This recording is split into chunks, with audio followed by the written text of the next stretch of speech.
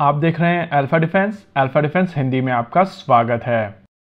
आज के इस वीडियो में हम लोग बात करेंगे इंडियन एयरफोर्स की फ्यूचर वॉर्स के बारे में। रिसेंटली इंडियन एयरफोर्स के चीफ की तरफ से एक बयान दिया गया था जहां पर उन्होंने इंडियन एयरफोर्स की स्ट्रैटेजी को रिलीज किया था और इस स्टेटमेंट के हिसाब से इंडियन एयरफोर्स का मंत्रा है strike first and strike farthest, यानी कि इंडियन एयरफोर्स चाहती है कि उनके पास ऐसी क्षमताएं हों कि वो पहले एनिमी को मार सकें और यही नहीं, एनिमी टेरिटरी में डीप जाकर उनको मार सकें। देखिए, ऐसा करने के लिए इंडियन एयरफोर्स को दो चीजों की आवश्यकता होगी, एक stand of range weapon systems और दूसरा longer range PVR missile systems. अगर करंट कॉन्टेक्स्ट में देखा जाए तो इस समय भारतीय वायुसेना के पास में Su-30 MKIs ऐसे फाइटर जेट्स हैं जो BrahMos supersonic cruise missile system carry कर सकते हैं और लॉन्गर रेंज ब्रह्मोस लगभग 600 किलोमीटर दूर एनिमी टेरिटरी में मार कर सकती है। वहीं पर रफाल की स्काल्प मिसाइल की अगर बात की जाए तो ये स्टेल्दी मिसाइल भी सबसोनिक स्पीड से एनिमी टेरिटरी में लगभग 500 किलोमीटर दूर अपने टारगेट को मार सकती है और इस तरीके की मारक क्षमता भारत को एनिमी के ऊपर एक एज प्रोवाइड करती है,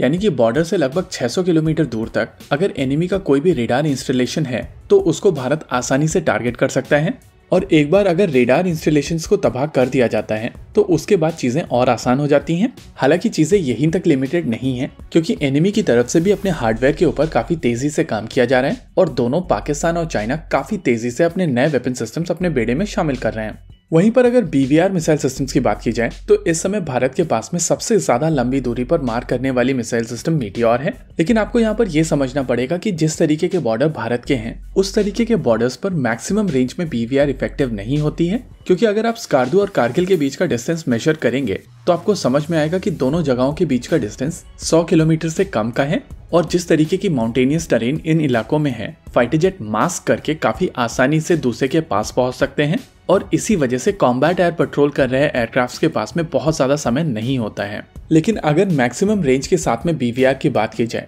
तो पाकिस्तान और चाइना के पास में जो मैक्सिमम रेंज बीवीआर है वो PL-15 है और उसकी तुलना में भारत की मीटियोर एक ज्यादा लंबी दूरी पर मार करने वाली मिसाइल सिस्टम है, यानी कि फिलहाल भारत के पास में बीवीआर में एज है। वैसे अगर रैमजेट पावर्ड मिसाइल सिस्टम्स की परफॉर्मेंस की बात की जाए तो इनकी परफॉर्मेंस हर एक रेजिम में सेम नहीं रहती है और इसी वजह से डुअल पल्स वाली बीवीआर मिसाइल सिस्टम्स की भी आवश्यकता है। अस्त्रा मार्क 2 को लेकर हम लोग काफी समय से बात करते हुए आए हैं और शुरुआती दौर में हम लोगों ने कई बार ये चीज एंटिसिपेट की थी कि कुछ एरिया वार्निंग्स इस मिसाइल सिस्टम के टेस्ट के लिए दी गई थी, लेकिन ऑफिशियली कभी भी इस मिसाइल सिस्टम के टेस्ट को लेकर कोई कन्फर्मेशन नहीं दी गई। हालांकि बाद में इंडियन एयरफोर्स का एक वीडियो रिलीज हुआ था जहां पर इस मिसाइल सिस्टम को देखा गया था और ये चीज इंडिकेट करती है कि इंडियन एयरफोर्स की तरफ से इस मिसाइल सिस्टम की टेस्टिंग ऑलरेडी की जा चुकी है। रही बात इंडिया की खुद की मीटियोर की, यानी कि solid fuel ducted ramjet technology के ऊपर बेस्ड मिसाइल सिस्टम की, तो वहां से भारत को अपना अस्त्रा मार्क 3 मिलेगा जिसमें बर्न टाइम कैलकुलेशन के हिसाब से उसकी रेंज मीटियोर से भी ज्यादा होने वाली है।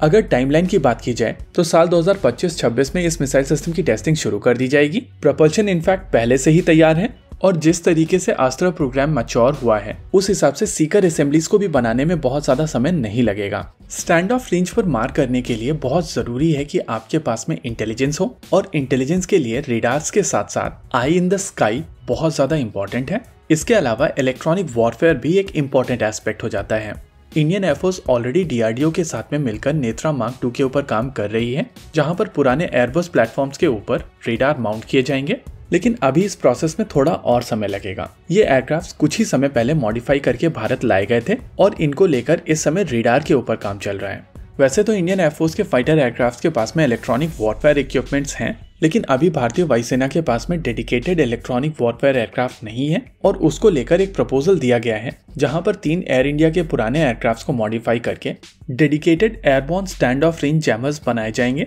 जिसको लेकर प्रपोजल ऑलरेडी क्लियर कर दिया गया है। ओवरऑल ये कहा जा सकता है कि इस समय भारतीय वायुसेना पूरी तरीके से फ्यूचर वॉर्स के लिए तैयार नहीं है, लेकिन जो कोशिशें चल रही हैं वो आने वाले समय में रिजल्ट्स जरूर देंगी। हालांकि यहाँ पर जरूरत है कि चीजों को तेज किया जाए। इसी के साथ आज के इस वीडियो में रखते हैं केवल इतना ही। वीडियो को अंत तक देखने के लिए धन्यवाद। देखते रहिए अल्फा डिफेंस। जय हिंद।